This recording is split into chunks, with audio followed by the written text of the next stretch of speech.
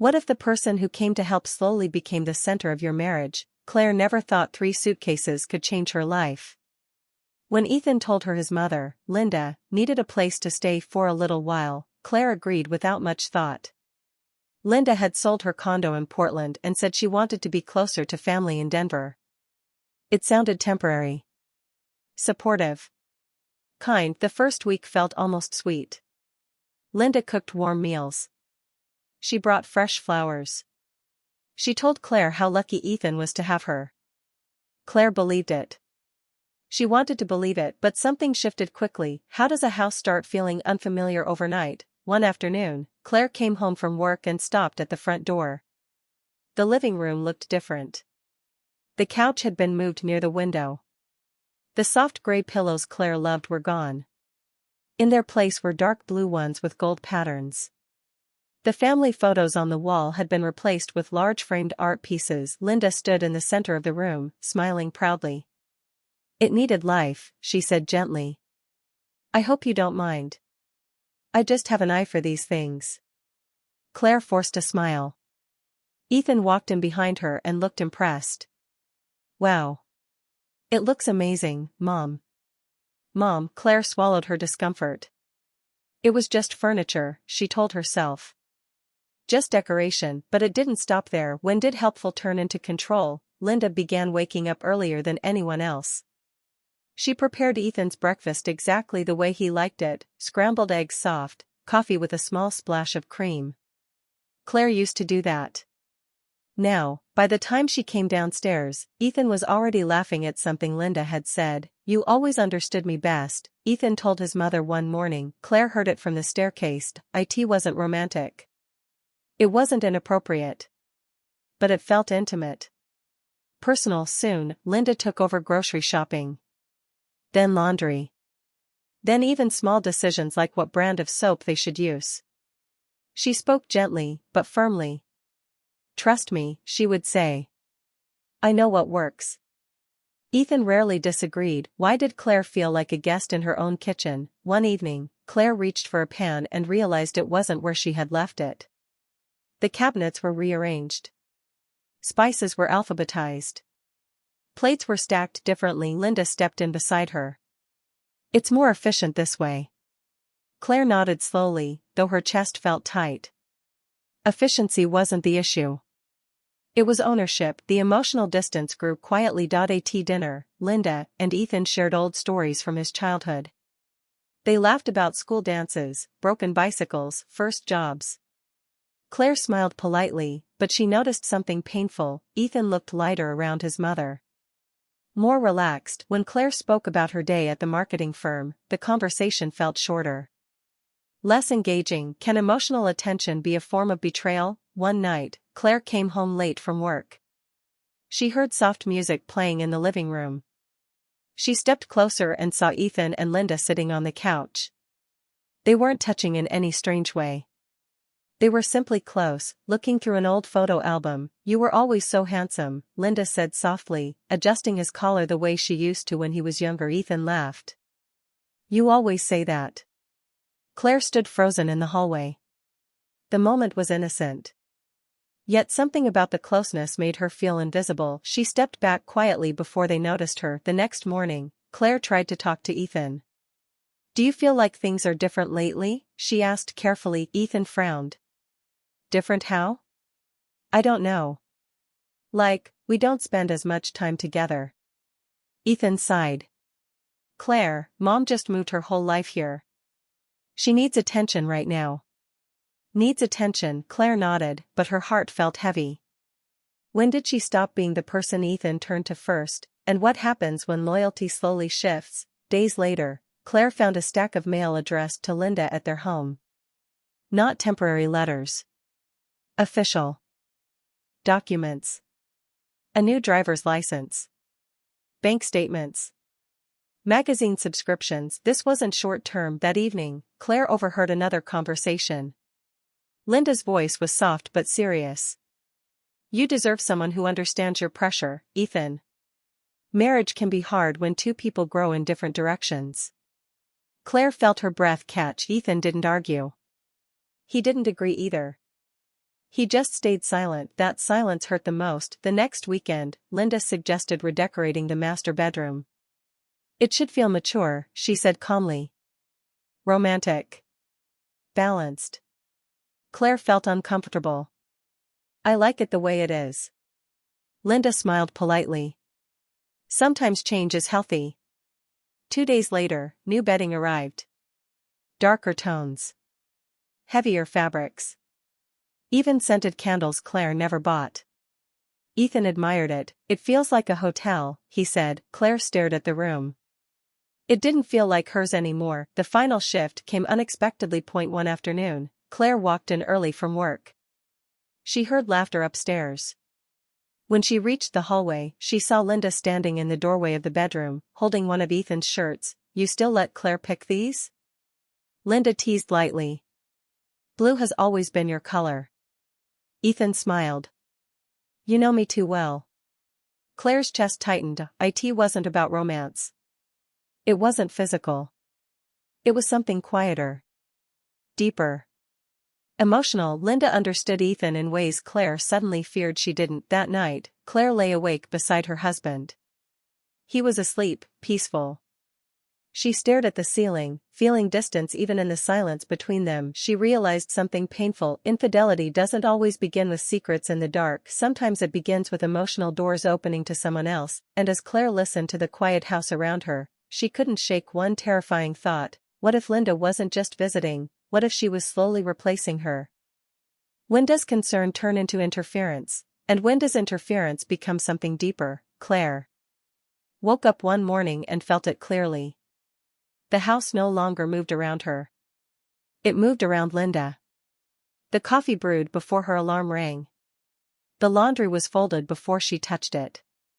The scent of Linda's perfume filled the hallway, soft but constant. It was subtle control, wrapped in kindness. Ethan seemed happier lately. Lighter. He talked more at dinner. He stayed home in the evenings instead of working late. At first, Claire thought that was a good sign. But then she noticed something else. He wasn't opening up to her. He was opening up to his mother. One night after work, Claire pulled into the driveway and saw Ethan's car already there. She smiled, thinking they could finally spend time alone. But when she walked in, she heard voices from the kitchen. Quiet. Serious. I just don't feel understood sometimes, Ethan was saying. Linda's voice was calm. Marriage has seasons. You can't expect her to always see your struggles. Claire stopped in the hallway. Her chest tightened. That used to be their private space. Their private talks. She stepped inside, pretending she hadn't heard anything. Linda gave her a warm smile. Ethan kissed her cheek. Distracted? Long day? He asked. Yes, Claire answered softly, but she didn't say what she really felt, that her husband was confiding in someone else about their marriage. Is emotional loyalty something you can measure? The changes became more visible. Linda began suggesting how Claire should handle things. Ethan needs encouragement, she would say gently. Men carry pressure differently. At first, Claire listened politely. Then she started noticing the pattern. Linda wasn't just advising. She was positioning herself as the one who truly understood Ethan. One afternoon, Claire came home early and found Linda sitting at the dining table with Ethan's laptop open. I was just helping him draft an email, Linda explained smoothly. He values my business sense. Claire forced a nod. But inside, something felt wrong. Ethan had never asked Claire for help with work lately. He used to. Later that night, Claire asked him directly. Why didn't you tell me you were struggling at work? Ethan looked confused. I didn't want to stress you. You talked to your mom about it. She's experienced. She understands corporate pressure. The words stung. Claire turned away quietly. How do you compete with someone who raised him? Days later, Claire noticed something else. Ethan's phone lit up during dinner. A message preview appeared. Mom, don't forget what we talked about. Claire's heart skipped. She said nothing. But her mind raced. What did they talk about that she didn't know? That weekend, Linda organized a small dinner party. She invited neighbors, Ethan's old family friends, even a couple from her yoga class. Claire hadn't been consulted during the dinner. Linda told stories about Ethan's childhood. She spoke proudly, tenderly. Claire watched as guests laughed and praised Linda for raising such a successful man. "You did such a great job with him," someone said. Linda smiled modestly. "He's always trusted me." Claire felt invisible. After the guests left, tension finally surfaced. "Why didn't you ask me before planning this?" Claire asked quietly. Linda looked surprised. "I thought you'd appreciate the help." Ethan sighed. "Claire, it was just dinner." Just dinner. Claire walked upstairs, feeling foolish for caring, but the next moment changed everything. As she passed the guest room, she heard Ethan's voice inside. The door was slightly open. "You've always been there for me," he was saying softly. Linda replied, "And I always will be. No matter what." The tone wasn't romantic. It wasn't inappropriate. But it was intense. Emotional. Deep. Claire stepped back before they saw her. She realized something hard to admit. She wasn't fighting another woman. She was fighting a bond that existed long before her. And what if that bond was starting to push her out? The next morning, Claire made a decision. She invited Ethan out for coffee, just the two of them. They sat across from each other in a quiet cafe downtown. For a moment, it felt like old times. "I feel like I'm losing you," Claire said finally. Ethan's expression softened. "You're not losing me." "Then why do I feel alone in my own marriage?" He hesitated. That hesitation said more than words. "Mom just understands certain parts of me," he admitted. Claire nodded slowly. "And what part do I understand?" Ethan didn't answer right away. That silence felt louder than any argument. When they returned home, Linda was waiting with warm smiles and fresh flowers on the table. "I'm so glad you two went out," she said sweetly. Claire looked at her carefully. Linda's expression was calm. Controlled. Almost knowing. That night, Claire checked the mail again. More official documents for Linda. Health insurance forms. A local club membership. This wasn't temporary. Linda wasn't rebuilding her own life. She was building herself into theirs. Claire lay awake, staring at the ceiling. Infidelity isn't always physical. Sometimes it's emotional dependency. Sometimes it's sharing thoughts, fears, and dreams with someone who isn't your partner. And Claire feared that Ethan's emotional center had shifted. But the question haunted her. Was Linda aware of what she was doing, or was she doing it on purpose? Because if it was intentional, then this wasn't just about closeness. It was about control. And Claire had no idea how far Linda was willing to go. What do you do when the problem in your marriage lives under your own roof? Claire stopped pretending everything was fine. The house felt polished, organized, almost perfect, but her heart felt unsettled. Linda moved through each room with quiet confidence, like she belonged there more than anyone else. Ethan followed her advice more often now. He asked for her opinion before making decisions. Even small ones. One evening, Claire came home and found contractors measuring the kitchen. "What's going on?" she asked, confused. Linda looked excited. "We're updating the cabinets." Ethan agreed. "The space needs improvement." Claire turned to Ethan. "You agreed?" He shrugged lightly. "Mom has experience with renovations. It's an investment." Investment. Claire realized something painful. Decisions about their home were no longer shared. They were announced. Later that night, Claire stood alone in the bedroom, now decorated with Linda's choices, and felt like a visitor. The mirror reflected a woman she barely recognized. Tired. Distant. Uncertain. When did she lose her voice? The next blow came unexpectedly. Claire was organizing paperwork in the home office when she saw a folder labeled Property Transfer Discussion. Her hands froze. She opened it slowly. Inside were notes. Budget ideas. Even a suggestion that Linda sell her remaining assets and contribute financially to expand the house, adding a private suite. Claire's heart pounded. A private suite permanent. When Ethan came home, Claire didn't wait. "Are you planning for your mom to live here forever?" she asked directly. Ethan looked caught off guard. "We talked about possibilities. She doesn't want to live alone again." "And what about what I want?" Ethan ran a hand through his hair. "Why does this feel like a competition to you?" Because it was starting to feel like one. That evening, tension filled the air. Linda sensed it immediately. Is everything all right? She asked gently at dinner. Claire met her eyes. I found the renovation plans. Linda didn't look surprised. She simply folded her napkin calmly. I was going to talk to you about it. When?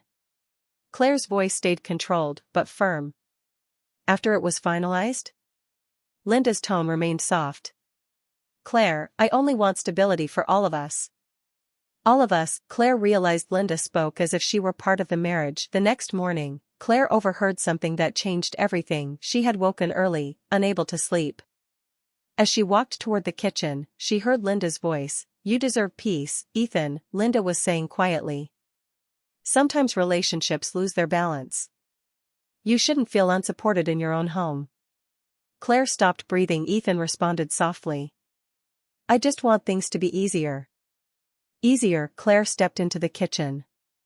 Both of them looked up. Is it easier without me? She asked calmly. Silence. Linda stood slowly. Claire, no one is replacing you. But the words sounded rehearsed. Claire looked at Ethan. Then why does it feel like you run to her every time something feels hard? Ethan's voice cracked slightly. She understands me. And I don't? The question hung in the air. Linda stepped back, sensing the confrontation shifting. I'll give you two space, she said gently, leaving the room. For the first time, it was just Claire and Ethan facing the truth. Do you know how it feels, Claire said quietly, to watch your husband share his worries, his plans, his frustrations with someone else first? Ethan looked torn. She's my mother. And I'm your wife. The words were simple. But they carried weight. Claire wasn't accusing him of anything physical. There was no secret romance. No inappropriate behavior. But emotional loyalty had shifted. And that hurt more than anything else. I feel like I'm competing for your attention, she admitted. In my own marriage. Ethan sat down heavily. I didn't realize it got this far. That was the problem. He didn't see it. That afternoon, Claire made a bold choice. She asked Linda to meet her alone at a nearby cafe. They sat across from each other in silence for a moment. You're strong, Linda said first. I see that. Claire nodded. Then respect it. Linda studied her carefully. I love my son, Linda said calmly. And I see when he struggles. So do I, Claire replied. But when you step in every time, he never learns to lean on me. Linda didn't answer right away. Claire continued, her voice steady. This isn't about you helping. It's about you becoming the center of our decisions. Linda's expression shifted slightly. Not anger. Not guilt. Awareness. I never meant to cause distance, Linda admitted quietly, but you did. For the first time, Linda looked uncertain. That night, when Claire returned home, she saw something unexpected. Ethan was sitting alone in the living room. No music. No conversation. Mom told me about your talk, he said. Claire braced herself. She's thinking about finding her own place. Claire blinked. What? She said maybe it's time she rebuilds her life independently. The words felt unreal. Do you want her to go? Ethan asked. Claire hesitated. This wasn't about pushing Linda away. It was about balance. I want our marriage back, she said honestly. Ethan looked at her for a long moment. Then we need to rebuild it. Upstairs, Claire noticed something small but meaningful. The blue and gold pillows were gone. The gray ones she loved were back on the couch. A silent message, but as she stood there, relief mixed with uncertainty. Was this truly the end of Linda's influence, or had something deeper already shifted forever? Because once emotional lines blur, rebuilding trust isn't simple, and Claire knew, the hardest part wasn't winning her space back. It was healing what had quietly broken inside their marriage. Can a marriage survive when emotional lines have already been crossed? The house felt quieter. The week Linda began packing.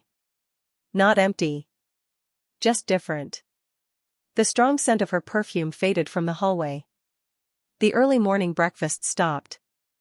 The kitchen returned to its old rhythm. Claire should have felt relieved. Instead, she felt cautious, because the real problem had never been furniture or cabinets. It had been distance. Ethan helped his mother fold clothes into neat piles.